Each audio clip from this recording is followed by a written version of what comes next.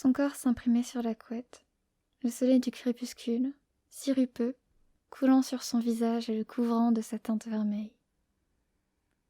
Quelques nuages passaient devant ses paupières closes, leur offrant quelques secondes de fraîcheur.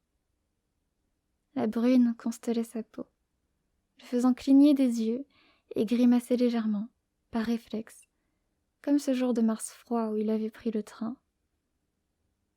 Il était entré dans la gare, l'air hagard, ses soupirs exaltés confondus dans les bruits des pas pressés, de valises lourdes roulant contre le sol en grondant, les voix murmurées et quelques éclats de rire.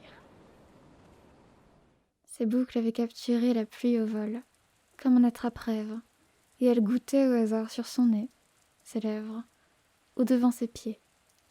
Elle luisait de cette lueur orangée. Le train était là, entrant en gare.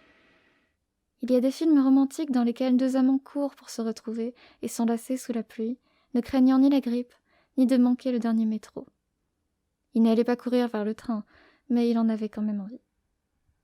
Pas qu'il craignait la maladie ou le retard, il était simplement trop occupé à le regarder arriver doucement, à la lueur du crépuscule, et s'arrêter avec mesure dans sa voix. Pour cesser de trépigner, il avait fermé les yeux, écoutant le son de la ferraille grinçante.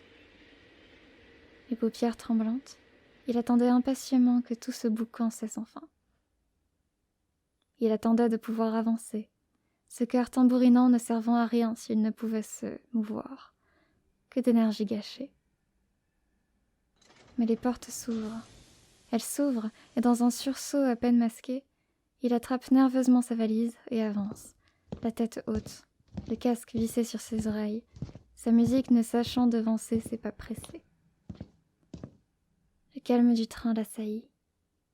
Le soleil a disparu de la surface de sa rétine pour être remplacé par quelques lampes trop intenses. Mais ses yeux brillaient quoi qu'il en soit. Ils brillaient de l'intérieur. La nuit teintait les vitres, soudainement. Le train se mettait en marche dans un long mugissement. Le son répétitif des roues sur les rails ronronnait à ses oreilles, en bruit de fond. Ainsi bercé, il somnolait, hypnotisé par quelques lampadaires se succédant devant ses yeux, aux abords de la ville. La tête posée contre la vitre du train, il partait en voyage.